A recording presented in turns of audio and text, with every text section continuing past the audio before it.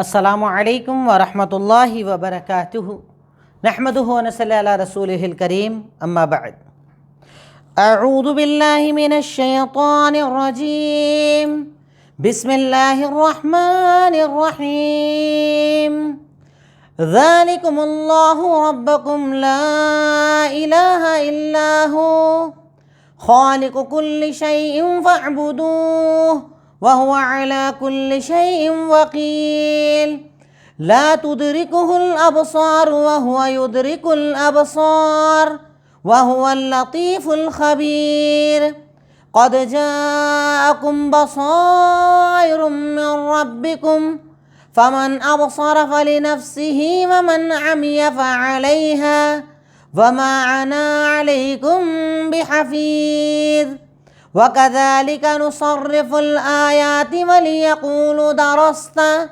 وَلِنُبَيِّنَهُ لِقَوْمٍ يَعْلَمُونَ اتَّبِعْ مَا أُوحِيَ إِلَيْكَ مِن رَّبِّكَ لَا إِلَٰهَ إِلَّا هُوَ وَأَعْرِضْ عَنِ الْمُشْرِكِينَ وَلَوْ شَاءَ اللَّهُ مَا أَشْرَكُوا وَمَا جَعَلْنَاكَ عَلَيْهِمْ حَفِيظًا وَمَا أَنْتَ عَلَيْهِمْ بِوَكِيلٍ وَلَا تَسُبُّوا الَّذِينَ يَدْعُونَ مِن دُونِ اللَّهِ فَيَسُبُّوا اللَّهَ عَدْوًا بِغَيْرِ عِلْمٍ كَذَلِكَ زَيَّنَّا لِكُلِّ أُمَّةٍ عَمَلَهُمْ ثُمَّ إِلَىٰ رَبِّهِمْ مَرْجِعُهُمْ فَيُنَبِّئُهُم بِمَا كَانُوا يَعْمَلُونَ وَأَقْسَمُوا بِاللَّهِ جَهْدَ أَيْمَانِهِمْ لَئِن جَاءَتْهُمْ آيَةٌ لَّيُؤْمِنُنَّ بِهَا قُلْ إِنَّمَا الْآيَاتُ عِندَ اللَّهِ وَمَا يُشْعِرُكُمْ أَنَّهَا إِذَا جَاءَتْ لَا يُؤْمِنُونَ وَنُقَلِّبُ أَفْئِدَتَهُمْ وَأَبْصَارَهُمْ كَمَا لَمْ يُؤْمِنُوا بِهِ أَوَّلَ مَرَّةٍ وَنَذَرُهُمْ فِي طُغْيَانِهِمْ يَعْمَهُونَ۔ الحمدللہ، آج تدبر قرآن کی کلاس نمبر 145 ہے، جس میں آپ کے سامنے سورہ انعام کی آیت نمبر 102 سے 110، 102 سے 1110 میں نے آپ کے سامنے تلاوت کی۔ سب سے پہلے آیات کا ترجمہ۔ آج کی آیت میں اللہ تعالیٰ، جیسے کہ کل آپ کو سامنے میں نے ذکر کیا تھا کہ اللہ رب العالمین نے کل کی آیات میں توحید کا تذکرہ کیا، اللہ نے اپنی طاقت، اپنی قوت کا تذکرہ کیا۔ آج کی آیات میں اللہ تعالیٰ نے کیا بتایا؟ سب سے پہلے آیات کا ترجمہ۔ اللہ تعالیٰ ارشاد فرماتا ہے ذالکم اللہ ربکم، یہ تمہارا رب ہے، اللہ ہے تمہارا رب، لا الہ الا ہو، اس کے سوا کوئی عبادت کے لائق نہیں، خالق کل شیء فاعبدوہ، ہر چیز کا خالق اور پیدا کرنے والا ہے تو اس کی عبادت کرو، اور وہ ہر چیز پر وکالت کارساز ہے، ہر چیز کا کارساز ہے، یعنی جو طاقت، قوت، قدرت جو پیچھے بتائی گئی ہے یہ سب اللہ کی ہے، پیدا کرنے والا اللہ ہے، خالق اللہ ہے، مالک اللہ ہے، تو عبادت اللہ کی کرو، وہ ہر چیز کا کارساز ہے۔ لا تدرکہ الابصار، نگاہیں اس کو احاطہ نہیں کر سکتی، اس کو ڈھانک نہیں سکتی، اور وہ سب چیزوں کو ڈھانک رہا ہے، اور وہ باریک وہ خبر رکھنے والا ہے، یعنی کوئی آنکھ اللہ تعالیٰ کا دیدار دنیا میں نہیں کر سکتی ہے، پر اللہ تعالیٰ سب کچھ دیکھتا ہے اور بڑا باریک خبر رکھنے والا ہے۔ قد جاءکم بصائر من ربکم، تمہارے پاس اللہ تعالیٰ کی طرف سے کھلی کھلی نشانیاں، کھلی دلائل آئے۔ فمن ابصر فلنفسہ، جو انہیں دیکھ کر سمجھ رہا ہے، ایمان لا رہا ہے، وہ اپنے آپ کے لیے کر رہا ہے، اور جو اندھا ہو گیا اس کا عذاب بھی اسی کے اوپر ہے۔ اور وما انا علیکم بحفیظ، اور میں تمہارے اوپر ذمہ دار نہیں ہوں، یعنی اللہ نے تو کلیئر دین بتا دیا، میں نے تم تک پہنچا دیا، جو مانے اسے ثواب، جو نہ مانے اسے عذاب، اور میں ذمہ دار نہیں ہوں، میں تمہارے اوپر ایسا حفیظ نہیں ہوں، ایسا مقرر کردہ نہیں ہوں کہ زبردستی تمہیں اسلام دلواؤں، یہ اللہ تعالیٰ اور تمہارے درمیان کا معاملہ ہے۔ وَكَذَلِكَ نُصَرِّفُ الْآيَاتِ، ایسے ہی ہم آیتوں کو بدل بدل کا بیان کرتے ہیں تاکہ وہ کہیں کہ دارستہ، یہ تو پہلے سے پڑھ کر آیا ہے، پہلے سے سیکھ کر آیا ہے. جیسے یہودیوں کے اوپر یا اللہ کے نبی پر الزام لگایا جاتا تھا نا کہ یہودیوں سے سیکھ کر آئے اور ہمیں سکھا رہے ہیں, وہی بات اللہ کہہ رہا ہے. وَلِنُبَيِّنَهُ, تاکہ آپ بیان کریں ان لوگوں کو جو جانتے نہیں ہیں. یعنی ہم نے آپ پر کلیئر دلیلوں کو نازل کیا, قرآن کو نازل کیا. یہ لوگ کہتے ہیں کہ آپ پہلے سے پڑھ کر آئیں, ارے ہم نے نازل اس لیے کیا ہے تاکہ جن کے پاس علم نہیں ہے آپ انہیں ڈرائیں, انہیں بتائیں. اور قرآن تو اللہ کی کتاب ہے. اتبع ما اوحی الیک من ربک, آپ اس کی پیروی کیجئے جو آپ کے پاس آپ کے رب کی طرف سے نازل کیا گیا, جس کے سوا کوئی عبادت کے لائق نہیں. اور مشرکوں سے کوئی اگنور کر دیجئے, اعراض کر لیجئے. یعنی اب آپ نے پہنچا دیا, دین بتا دیا, تو جو اللہ نے بولا وہ کرو, باقی ان کو چھوڑ دو, ان کا معاملہ اللہ کے سپرد کر دو. وَلَوْ شَاءَ اللَّهُ, اور اگر اللہ چاہتا تو یہ شرک ہی نہ کرتے. ہم نے آپ کو ان کے اوپر ذمہ دار نہیں بنایا ہے, اور آپ ان کے کارساز بھی نہیں ہیں. یعنی آپ نے سکھا دیا, آپ نے سمجھا دیا, اس کے بعد نہیں سن رہے تو اللہ بندے کا معاملہ ہے. اب زبردستی تو آپ کر نہیں سکتے نا, آپ ذمہ دار نہیں ہے, کارساز نہیں ہے. یعنی جتنا ہے آپ نے بتا دیا, کام ختم, آپ انہیں چھوڑ دیجئے. وَلَا تَسُبُّوا الَّذِينَ يَدْعُونَ مِن دُونِ اللَّهِ, اب یہاں پر ایک اصول اور قاعدہ اللہ بتا رہا ہے دعوت کے راستے میں, کہ تم جن کی عبادت لوگ کرتے ہیں انہیں کبھی برا بھلا مت کہو. اگر تم انہیں کہو گے تو بنا علم کے وہ اللہ کو گالیاں دیں گے. یعنی کبھی کسی کے معبود کو برا مت کہو, گالیاں مت دو. اللہ رب العالمین اس کے آگے ارشاد فرماتا ہے کذالک زینا لکل امت عملہم, اسی طرح ہم ہر امت کے لیے ان کے عمل کو مزین کر دیتے ہیں, پھر اللہ کی طرف لوٹنا ہے اور پھر وہ خبر دے گا ان کے اعمال کی انہیں. یعنی اللہ تعالیٰ سب بتائے گا. اللہ تعالیٰ کہتا ہے گناہ جو ہوتے ہیں نا مزین ہوتے ہیں, گناہ نظر نہیں آتے. گناہ جو اچھے پیرائے, اچھی پیکنگ میں ہوتے ہیں تاکہ وہ گناہ نظر نہ آئے, اسی سے بچنا تو ایمان ہے. اس کے بعد اللہ تعالیٰ ارشاد فرماتا ہے وَأَقْسَمُوا بِاللَّهِ جَهْدَ أَيْمَانِهِمْ, اور وہ شدت سے قسم کھا کر اس بات کے بارے میں کہتے ہیں کہ اگر ہم ان کے پاس کوئی آیت آ گئی تو وہ ایمان لے آئیں گے. اللہ کے نبی سے دعوے کیا کرتے تھے, اللہ کے نبی سے بار بار کہا کرتے تھے کہ اگر آپ کوئی کلیئر آیت, کوئی معجزہ, کوئی دلیل لے آؤ گے نا, ہم ایمان لے آئیں گے آپ کے اوپر, آپ کی بات مان لیں گے. اللہ تعالیٰ کہہ رہا اللہ کے نبی آپ کہیے کہ انما الآیات عند اللہ, نشانیاں تو اللہ کے پاس ہے, اور تمہیں اس بات کا گمان نہیں ہے کہ جب وہ آ جائے گی تب بھی تم ایمان نہیں لاؤ گے. یعنی تم آیتوں کو دیکھ کر بھی ایمان لانے والے نہیں, ورنہ کتنی آیتیں ان کے پاس آئی. اللہ کے نبی کی بعثت, اللہ کے نبی کے ہاتھوں سے کھانے کا بڑھ جانا, آپ کی انگلی کے اشارے سے چاند کے 2 ٹکڑے ہو جانا, پھر بھی وہ ایمان نہیں لائے. وَنُقَلِّبُ أَفْئِدَتَهُمْ وَأَبْصَارَهُمْ كَمَا لَمْ يُؤْمِنُوا بِهِ أَوَّلَ مَرَّةٍ, اور اسی طریقے سے ہم ان کے دلوں کو, ان کی آنکھوں کو پھیر دیتے ہیں جیسے کہ وہ پہلی مرتبہ میں ایمان نہیں لائے. اللہ کے نبی نے بتایا ایمان نہیں لائے. اللہ کہتا ہم اتنے ناراض ہو گئے کہ ہم نے ان کے دلوں کو اور آنکھوں کو پھیر دیا, اب انہیں کچھ نظر نہیں آئے گا. جب نہیں ماننا تھا نہیں مانا, اب اس کے بعد کچھ ہونے والا نہیں. وَنَذَرُهُمْ فِي طُغْيَانِهِمْ يَعْمَهُونَ, اور انہیں چھوڑ دیجئے, ان کی سرکشی کے اندر پڑے رہنے دیجئے. یعنی یہاں پر آج کی آیات میں اللہ رب العالمین کئی اہم چیزیں ہمارے سامنے, کئی اہم باتیں ہمارے سامنے رکھ رہا ہے. اللہ تعالیٰ اپنی توحید کو بتا رہا ہے. اللہ یہ بتا رہا ہے کہ دین بالکل واضح ہے, اس کو آنے کے بعد جو نہ مانے وہ غلط کر رہا ہے. اللہ کے نبی کو کہا گیا کہ اللہ نے جو نازل کیا اس پر آپ عمل کرتے رہیے, اور ان کے بارے میں فکر مت کیجئے, غیر اللہ کو گالیاں نہ دیجئے, اگر آپ کہیں گے تو یہ لوگ بھی گالیاں دیں گے. پھر قسم کا تذکرہ کیا اور یہ بھی بتایا کہ گناہ ہمیشہ مزین ہوتے ہیں, اور اللہ تعالیٰ جن کے دلوں ہی کو پھیر دے اب ان پر کوئی نصیحت کام آنے والی نہیں ہے.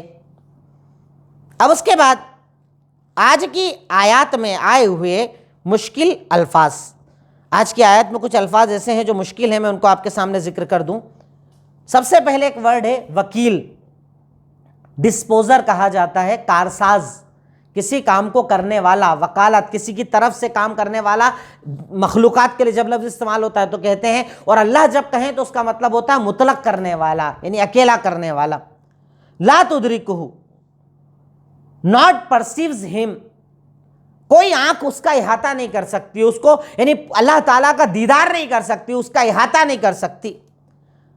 الابصار, یہاں پر ابصار سے مراد ہے ویژن, دیکھنا, دیکھنے کی طاقت. بصائر, انلائٹمنٹ, دلیلیں, کلیئر آیات, نشانیاں, اللہ کی طرف سے دیا گیا دین جو دلوں کو کھول دے بالکل, بصائر. عمیہ, بلائنڈ, اندھا ہو گیا. درستہ, یو ہیو اسٹڈیڈ, تم پڑھ کر آئے ہو, سیکھ کر آئے ہو. اللہ کے نبی پر الزام لگایا کرتے تھے تم پہلے سے سیکھ کر آئے ہو یہودیوں سے اور ہم ہمیں آ کر سکھا رہے ہو. وَلَا تَسُبُّوا, اینڈ ڈو ناٹ انسلٹ, آپ کسی کی انسلٹ مت کیجئے, برا مت کہیے, گالیاں مت دیجئے.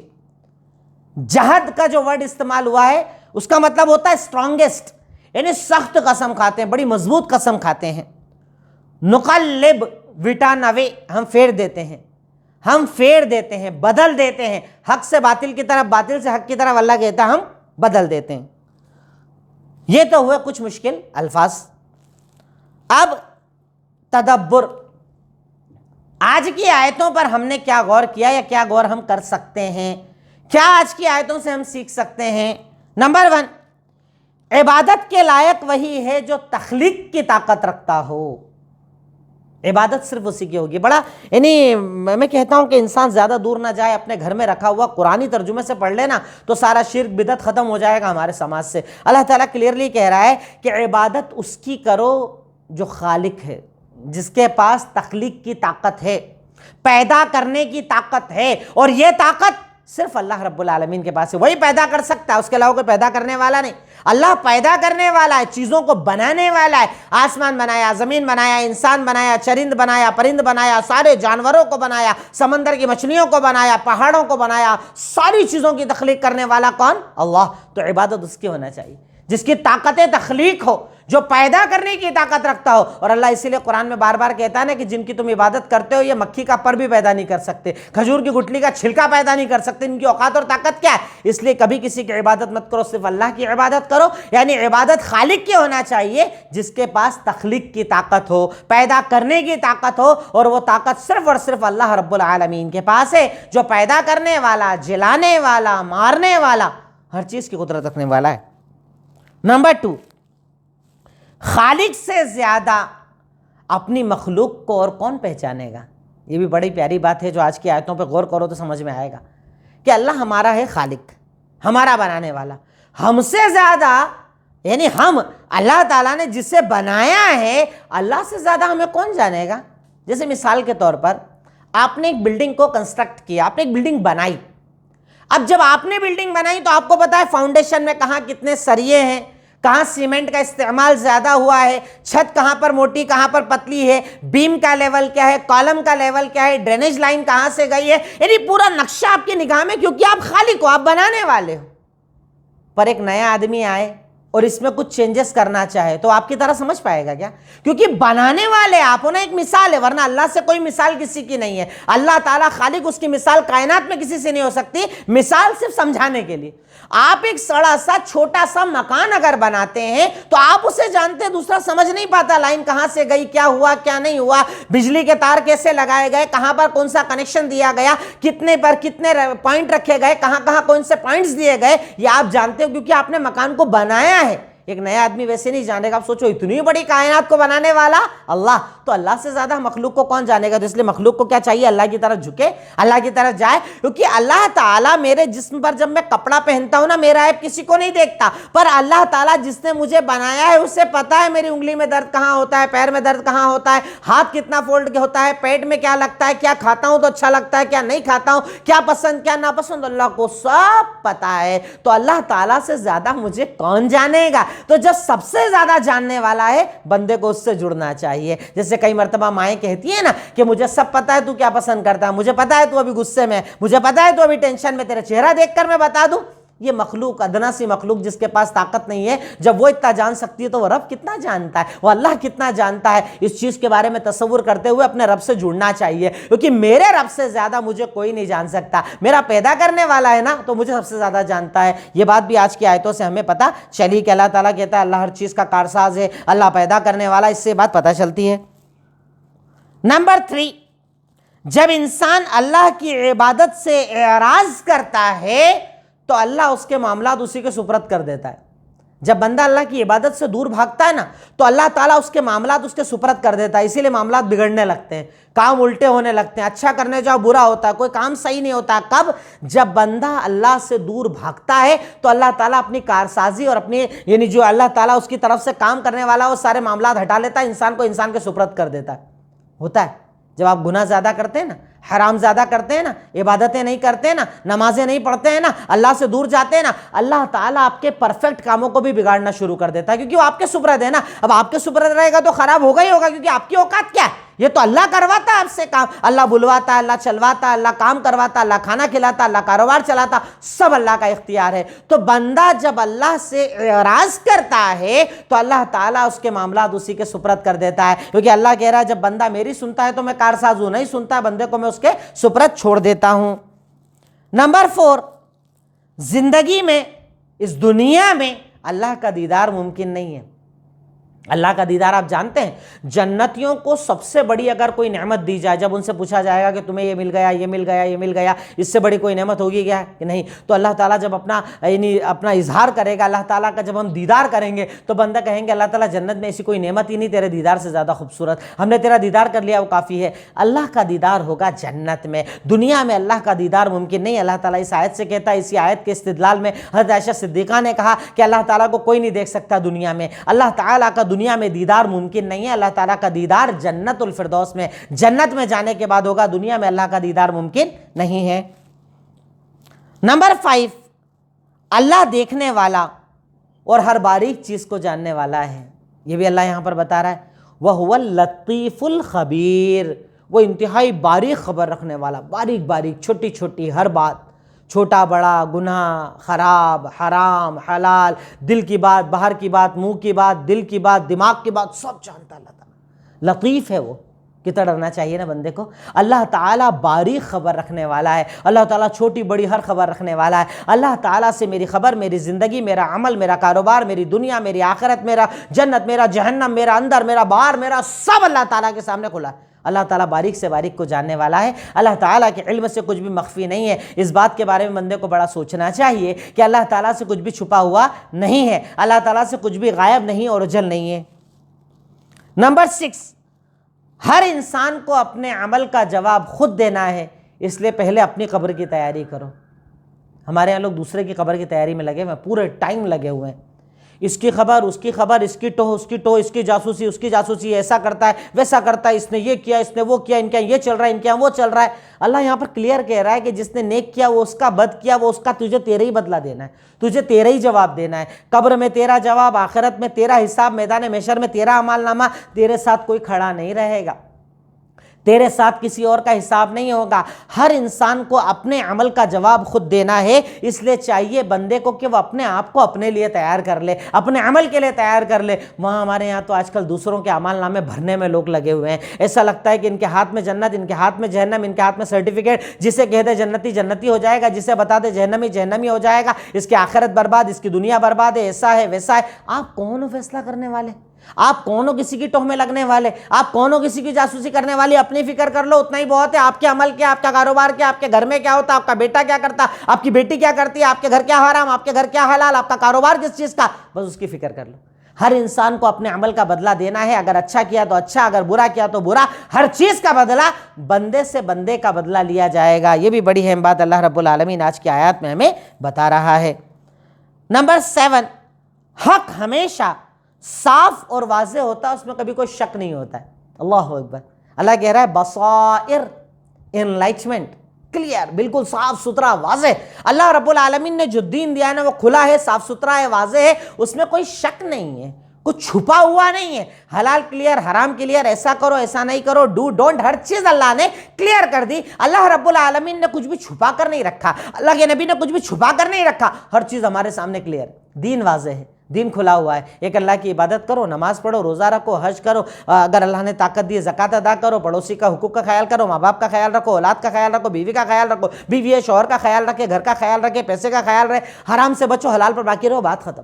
اس میں باریکیاں نہیں ہیں، بال کی خال نہیں ہے، اندر گھسنا نہیں ہے، ڈیپ میں جانا نہیں ہے۔ اللہ تعالیٰ نے دین کو بڑا صاف، بڑا شفاف، بڑا کلیئر بتایا ہے، اس میں کوئی شک کی گنجائش نہیں ہے۔ نمبر 8، داعی کا کام صرف دعوت دینا ہوتا ہے، آپ کسی پر ذمہ دار نہیں ہو۔ ورنہ کئی لوگ ہمارے یہاں یا تو کام کرتے نہیں دعوت کا، اور جب کرنا شروع کریں گے تو ایسا لگتا ہے کہ یہ جو ہے یہ بالکل ذمہ دار آدمی ہے، اسی کو جنت دینی ہے، اسی کو جہنم دینی ہے۔ آپ کا کام پہنچانے کا ہے، آپ کا کام بتانے کا ہے، آپ کا صرف کام ہے گائیڈ کر دینا، اچھا کیا، برا کیا، حلال کیا، حرام کیا، اللہ کی پسند کیا، ناپسند کیا، اللہ کے نبی کی پسند کیا، ناپسند کیا، بات ختم۔ صرف اتنا ہی کام آپ کا ہے، اتنا بتانا، اتنا پہنچانا ہی کام آپ کا ہے۔ آپ ذمہ دار نہیں ہو، آپ ذمہ دار نہیں ہو۔ یہاں اللہ تعالیٰ بار بار اللہ کے نبی کو کہہ رہا ہے کہ آپ کا کام پہنچانا، آپ ذمہ دار نہیں ہو، ذمہ دار نہیں ہو، ذمہ دار نہیں ہو۔ اور نبی کو کہا جا رہا ہے تو ہماری اوقات اور حیثیت کیا ہے؟ کیسے آپ اپنے آپ کو ذمہ دار مان لیتے ہو؟ کیسے آپ کو لگتا ہے کہ اس سے میں نے بتایا، اس نے عمل نہیں کیا، اس کی برائی شروع، اس کے خلاف بات کرنا؟ ارے آپ کا کام صرف پہنچانے کا ہے، داعی کا کام پہنچانا ہے، قبول کرنا نہ کرنا بندے اور اللہ کے بیچ کا معاملہ ہوتا ہے۔ نمبر 9، کامیابی صرف قرآن و سنت کی پیروی میں ہے۔ اللہ کہہ رہا ہے اتبع ما اوحی الیک، آپ تو اس کی پیروی کرو جو آپ پر وحی کیا گیا. وحی کیا کیا گیا؟ قرآن، اور آپ نے جو بیان کیا حدیث. صرف قرآن و سنت میں ہی کامیابی ہے، قرآن و سنت کی پیروی میں کامیابی ہے، قرآن و سنت کی ماننے میں کامیابی ہے، قرآن و سنت کے مطابق زندگی گزارنے میں کامیابی ہے. اس کے سوا چاہے آپ کو کتنے ہی راستے بتا دیے جائے، آپ کامیاب ہو ہی نہیں سکتے. کامیابی کا راستہ صرف ایک، اللہ کا فرمان، اللہ کے نبی کا فرمان. سیدھا سیدھا راستہ ہے، اس میں کوئی کجی نہیں ہے، اس میں کوئی ڈائیورژن نہیں ہے، اس میں کوئی الگ الگ روٹس اور الگ الگ راستے نہیں ہے. اللہ کا راستہ ایک ہے، سنگل ہے، صاف ستھرا ہے، صراط مستقیم ہے، بات ختم. اسی پر کامیابی ہے، اسی پر کامیابی کا انحصار ہے. اللہ تعالیٰ نے کامیابی کو ڈیپینڈ کر دیا ہے اسی کے اوپر کہ آپ اللہ اور اس کے رسول کی مانو، ان کی پیروی کرو، ان کی اطاعت کرو. اسی میں اللہ تعالیٰ نے کامیابی کا راز پنہاں کر دیا ہے. نمبر 10، قرآن اور سنت کا کوئی آلٹرنیٹ نہیں ہو سکتا، بدل نہیں ہو سکتا. بڑا پیارا معاملہ یہ بھی، اس پر غور کرو. ہمارے لوگوں نے بہت سارے آلٹرنیٹ بنا لیے ہیں. قرآن کے سامنے فلاں فلاں فضائل کی کتاب پڑھ لیتے ہیں، قرآن کے سامنے ایسا. قرآن کا درس نہیں ہوتا صاحب ہمارے یہاں، اس کا درس ہوتا ہے. قرآن حدیث کا کوئی آلٹرنیٹ ہے؟ قرآن کلیئر ہے. آج ہم دیکھیے، ابھی میں آپ کے سامنے قرآن بتا رہا ہوں، آپ میں سے بہت سارے ایسے ہوں گے کہ جن کا دینی کوئی بیک گراؤنڈ ہی نہیں ہوگا، کبھی دین کا کوئی بیک گراؤنڈ نہیں رہا ہوگا، وہ عالم نہیں، حافظ نہیں ہے. سمجھ میں آ رہا ہے نا؟ سمجھاتے تو سمجھ میں آتا ہے نا، آیتیں سمجھ میں آتی ہے نا، کیونکہ قرآن آسان ہے. قرآن آسان ہے، اس کا کوئی آلٹرنیٹ نہیں ہے. آپ چاہے کچھ بھی بنا لو، کبھی بھی وہ برابری نہیں کر پائے گا. قرآن کی جگہ، حدیث کی جگہ، اس کا کوئی برابر نہیں ہے. اس لیے ان کی عزت کرو. قرآن کو پڑھو اور سمجھو، احادیث کو پڑھو اور سمجھو، اس کے مطابق عمل کرو. آیتوں کو جب پڑھو تو عمل کی نیت سے پڑھو، آیتوں کو جب پڑھو تو عمل کا جذبہ اپنے اندر پیدا کرو. ورنہ ایسا پڑھنا سننا کس کام کا اگر عمل نہ کیا جائے. تو قرآن و سنت کی برابری دنیا کی کوئی طاقت، کوئی کتاب، کوئی علم، کوئی فلسفہ، کوئی منطق، کوئی لاجک کچھ نہیں کر سکتا. قرآن اپنی جگہ، حدیث اپنی جگہ، ان کی کوئی برابری کائنات میں نہیں کر سکتا. نمبر 11، اگر اچھی دعوت ہے، اگر اچھی دعوت سے ہی بات قبول ہوتی تو نبی کی بات سے ساری دنیا مسلمان ہو جاتی. اس سے پتہ چلا کہ ہدایت اللہ کا اختیار ہے. اگر اچھی بات کر دینے سے، اچھی مؤثر بات کر دینے سے، اٹریکٹیو گفتگو کر دیتے ہیں، بہت اٹریکٹیو کنورزیشن ہوتا ہے ان کا، بڑا اٹریکٹیو انداز ہوتا ہے ان کا، اگر اس سے ہی باتیں قبول ہو جاتی نا، تو اللہ کے نبی کی بات کون نہ سنتا. ان جیسا اٹریکٹیو کوئی تھا کائنات میں؟ آپ بولتے تھے، لوگ سنتے رہ جاتے تھے. آپ کی باتوں میں اتنی مٹھاس تھی. تو اس سے پتہ چلا کہ صرف اچھی دعوت دے دینے سے بات قبول نہیں ہوتی. اگر ہوتی تو اللہ کے نبی کی دعوت سے ساری دنیا مسلمان ہو جاتی. پر دعوت قبول ہوتی ہے اللہ کی توفیق سے، اللہ کی توفیق سے. کبھی اپنے اوپر غرور مت کرنا، اپنی باتوں پر غرور مت کرنا. آج کئی لوگ ہمارے یہاں پر یہ سب چیزیں بڑے فخر سے بتاتے ہیں. میں جب ویڈیوز اپلوڈ ہوتی ہے، اتنے ہزار لوگ دیکھتے ہیں، میرے اتنے ویورز ہیں، میرے پروگرام میں اتنے لوگ آتے ہیں، میرے یہاں مسجد میں اتنے لوگ آتے ہیں. غرور کس کام کا ہے؟ کس کام کا غرور ہے؟ آپ کی اوقات اور حیثیت کیا ہے؟ اگر اچھی ہی باتیں سب کچھ ہوتی تو اللہ کے نبی سے اچھی بات کرنے والا کائنات میں کوئی ہے؟ پر ابو جہل نہیں مانا، ابو لہب نہیں مانے، کفار مکہ نہیں مانے، مر گئے اس حالت میں، پر دین نہیں مانا. کیوں؟ کیونکہ ہدایت اللہ کا اختیار ہے. صرف اچھی بات کر دینے سے بات قبول نہیں ہوتی، ورنہ یہ ساری کائنات اللہ کے نبی کی دعوت پر مسلمان ہو جاتی. پر دعوت تب قبول ہوتی ہے جب اللہ کی توفیق ہوتی ہے. اللہ نے اللہ کی نبی کی زبانی جن لوگوں کے دلوں کو نرم کرنا چاہا، ان کے دلوں کو اللہ نے نرم کیا. ابو بکر بنے، عمر بنے، عثمان بنے، علی بنے، طلحہ بنے، زبیر بنے، سعد بنے، کتنے سارے صحابہ کرام بنے آپ کی زبان پر، کیونکہ اللہ نے آپ کی زبان میں اتنی طاقت دی تھی نا. پر ہدایت اللہ کا اختیار ہے، اللہ کا اختیار ہے، اللہ کی مرضی سے ہے. اللہ جس کے لیے پسند کرتا ہے اسے ہی اللہ تعالیٰ ہدایت کا راستہ دکھاتا ہے. یہ بھی بڑی اہم بات ان آیتوں سے، ان باتوں سے ہمیں پتہ چلتی ہے. نمبر 12، دعوت میں کبھی کسی سامنے والے کے معبود کو غلط مت کہو، نہیں تو وہ ریٹرن میں اللہ کو اور آپ کے دین کو برا کہے گا. کئی دائی بڑے جوش میں ہوتے ہیں، جوش میں معبودوں کے خلاف بات کر رہے ہیں. کسی کے اگر بھگوان ہیں جن کی وہ عبادت کر رہا ہے، اس کے خلاف باتیں کر رہے ہیں، الٹے سیدھے جملے بول رہے ہیں. آپ بولو گے تو اس کا نتیجہ آئے گا نا، وہ اللہ کو گالی دیں گے، وہ اللہ کے بارے میں برا بولیں گے، دین کو گالیاں دیں گے، قرآن کو گالی دیں گے، نبی کو گالی دیں گے. ایسے دے رہے ہیں نا لوگ، کتنے لوگ گالیاں دیتے ہیں. کیوں؟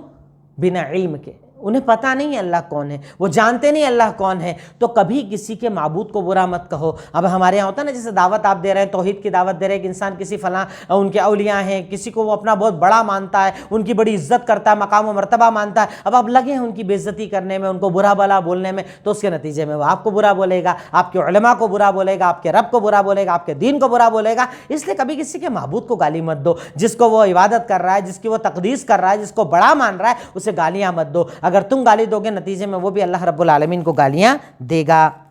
نمبر 13، عاقل وہ، عقل مند وہ جو عمل کرنے کے پہلے نتیجوں کے بارے میں سوچے، نہ کہ عمل کرنے کے بعد پچھتائے۔ یہ بھی بڑی اہم بات ہے۔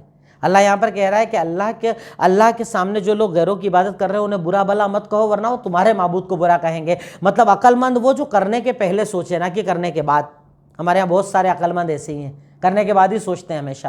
کر دیا الٹی سیدھا کوئی کام، خود بھی پریشان، گھر والے بھی پریشان، کہیں قید ہو رہی ہے، کہیں کچھ ہو رہا ہے، کہیں کچھ ہو رہا ہے۔ ارے پہلے نتیجوں پر غور کرو۔ میرے اور آپ کے نبی کی زندگی کو آپ کیا سمجھتے ہو؟ اس زندگی کو آپ نے صحیح سے پڑھا ہی نہیں ہے کہ مکہ میں آپ نے کیا ٹریننگ، مکہ میں آپ کا کیا طریقہ کار، بدر میں آپ کی کیا سوچ، آپ کی کیا پلاننگ، کہ آپ نے سارے نتیجوں کو دیکھا اس کے بعد کوئی کام کیا۔ ریزلٹس کیا آئیں گے، فائدے کیا ہوں گے؟ ورنہ ایسی تھوڑی صلح حدیبیہ آپ نے کر لیا تھا کہ پریشانی ہو رہی ہے، تکلیف ہو رہی ہے، بے عزتی والی باتیں ہو رہی پر قبول کر لیا آپ نے۔ آپ نتیجوں کو دیکھا کرتے تھے، فائدے دیکھا کرتے تھے، دور تک دیکھا کرتے تھے، بردبار تھے آپ، حلیم تھے آپ، دور تک کی نظر رکھتے تھے۔ تو عاقل وہ جو کرنے کے پہلے نتیجوں کے بارے میں سوچے، نہ کہ کرنے کے بعد پچھتائے۔ عقل مند کو پہلے سوچنا چاہیے۔ آپ کسی کے معبود کو گالی دے رہے ہو، پہلے سوچ لو نا، اگر میں برا کہوں گا تو وہ بھی تو کہے گا نا، وہ بھی تو ریٹرن دے گا نا، وہ بھی تو بدلہ دے گا نا۔ ایسا تھوڑی کہ میں کہہ دوں بات ختم، اس کی طرف سے بھی رد عمل ہوگا، اس کی طرف سے ڈیفینس ہوگا۔ اب جب ڈیفینس ہوگا اس کا لیول کیا ہوگا وہ میں ڈیسائیڈ تھوڑی کر سکتا ہوں۔ میں جتنی تیزی سے کر رہا ہوں اتنی تیزی سے وہ کرے گا، اس سے زیادہ بھی کر سکتا ہے، اس سے برا بھی بول سکتا ہے۔ تو عقل مند وہ جو نتیجوں کے بارے میں پہلے سوچتا ہے، بعد میں عمل کرتا ہے، اور جاہل وہ جو کرنے کے بعد سوچتا ہے کہ میں نے کیا کر دیا۔ یہ بھی بڑی اہم بات آج کی آیتوں سے ہمیں پتہ چلتی ہے۔ نمبر 14، دعوت کی سب سے بڑی بنیاد اللہ کی معرفت ہے۔ جو اللہ کو جان لیتا ہے نا وہ دین سمجھ لیتا ہے۔ سب سے بڑی چیز اللہ کی معرفت۔ ان آیتوں میں اللہ اپنی معرفت ہی تو دے رہا ہے ہمیں، اللہ کی معرفت۔ اللہ کیا ہے، اس کی عظمت کیا ہے، اس کی طاقت کیا ہے، اس کی قوت کیا ہے، اس کا غلبہ کیا ہے، اس کا اختیار کیا ہے، وہ کیسا ہے، رحمت کیا، غفاریت کیا، سب چیزوں کو جان لو، اللہ کو جان لو، اللہ کی معرفت۔ جس کو اللہ کی معرفت آ جاتی ہے نا اس کو سب کچھ آ جاتا ہے۔ پھر ہماری امت کا یہ المیہ ہے کہ وہ اللہ کی معرفت ہی نہیں رکھتی ہے۔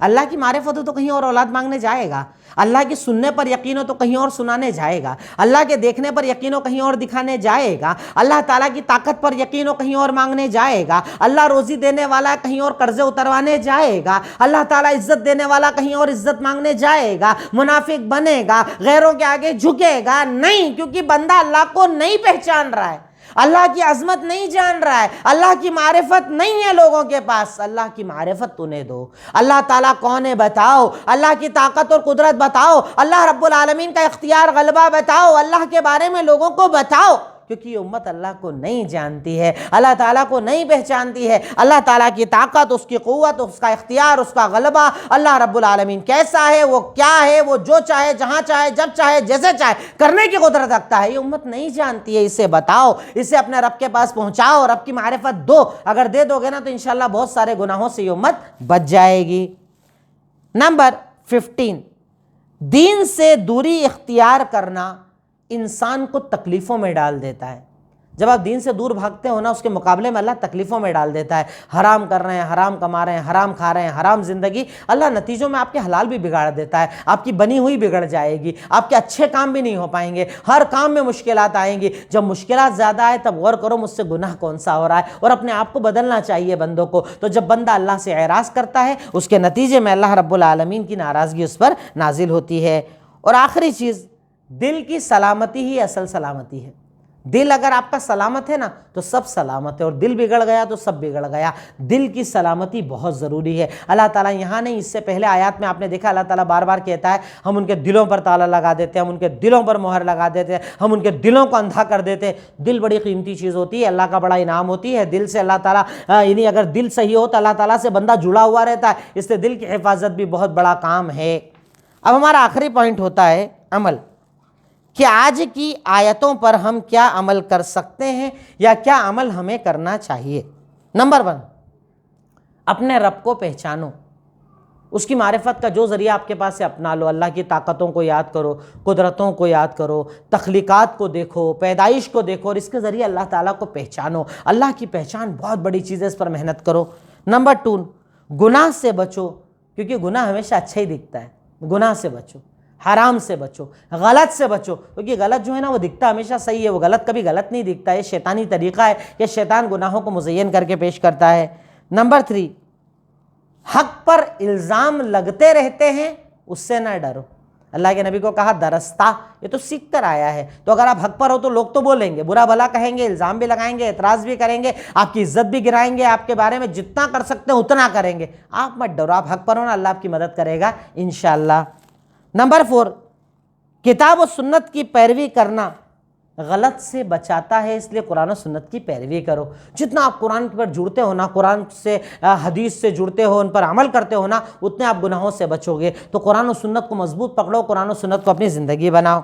نمبر 5، داعی بنو، فیصل مت بنو. آپ کا کام صرف دعوت ہے، پہنچاؤ نا، پہنچانے کا کام ہے وہ کرو. فیصل کیوں بن رہے ہو؟ آپ فیصلہ کرنے والے ہو، آپ جنت جہنم بتانے والے ہو، تو اپنے اندر ہی کردار لے کر آؤ کہ میں تو بس پہنچا دوں گا، وہ کرے نہ کرے اللہ اور بندے کا معاملہ ہے. اور آخری چیز، زبان کو استعمال کرنے سے پہلے بہت سوچو. اللہ نے کانوں کو اوپن رکھا ہے، سنو نکال دو. زبان کو تالوں میں رکھا ہے، ہونٹ کا تالا، دانت کا تالا، اس کے بعد زبان، مطلب 2 بار سوچو پھر بولو. ہمارے یہاں کئی لوگ سوچتے نہیں، بس انہیں بولنا رہتا ہے. جو من میں آیا بول دیا، جو دل میں آیا بول دیا، اس کے نتیجے میں دشمنیاں، نفرتیں، لڑائی جھگڑے، برا لگنا بھلا لگنا سب چلتا ہے. زبان کو استعمال کرنے سے پہلے سوچو، اس کے بارے میں غور کرو. آپ کیا جملہ بول رہے ہو، کیسے دعوت دے رہے ہو، کیسے بات کر رہے ہو، فائدہ ہوگا نقصان ہوگا، سارا انالائز کر لو، اس کے بعد عمل کرو، اس کے بعد بات کرو. تو اللہ تعالیٰ آپ کی بات میں طاقت اور قوت پیدا کرتا ہے. یہ اہم باتیں جو میری نظر میں تھی آج کی آیتوں میں، جو مجھے نظر آئی، میں نے آپ کے سامنے رکھی، اور مجھے لگتا ہے کہ کافی کچھ چیزیں ہمیں ان آیتوں کے تعلق سے سمجھ میں بھی آئیں. آخر میں اللہ تعالیٰ سے دعا ہے، الہی مولا رب العالمین، خالق مالک رحمان رحیم، یقیناً تو ہی غفور، تو ہی غفار، تو ہی رحمان، تو ہی رحیم، تو اول، تو آخر، تو ظاہر، تو باطن، تو سمیع، تو بصیر، تو رب العالمین. اے اللہ، تو ہمیں قرآن کو سمجھنے کی توفیق عطا فرما، قرآن کے آگے جھکنے کی توفیق عطا فرما، اچھا داعی بنا، تیری معرفت کرنے والا بنا. اے اللہ تعالیٰ، جو ہم سے گناہ ہوتے ہیں اسے معاف فرما، جنت میں جگہ عطا فرما، عذاب قبر اور عذاب جہنم سے محفوظ فرما. اللہ تعالیٰ، جو تیرے دین کے لیے، قرآن کے لیے محنتیں کر رہے ہیں، اللہ تعالیٰ تو اسے ہمارے لیے صدقہ جاریہ بنا. وآخر الدعوانا ان الحمد للہ رب العالمین. السلام علیکم ورحمۃ اللہ وبرکاتہ.